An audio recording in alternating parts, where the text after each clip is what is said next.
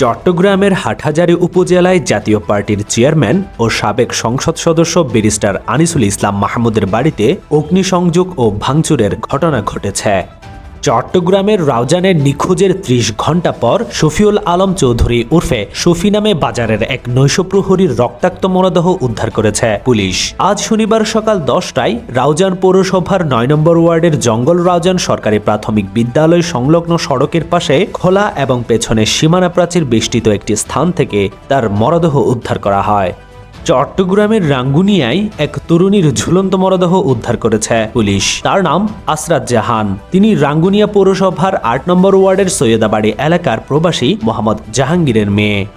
রাঙ্গামাটি সদর উপজেলার বালুখালী ইউনিয়নের স্বপ্নদ্বীপ নামক রিসোর্টে বন্ধুদের সঙ্গে ঘুরতে এসে কাপ্তাই হ্রদে কায়াকিং করতে গিয়ে পানিতে ডুবে এক পর্যটকের মৃত্যু হয়েছে।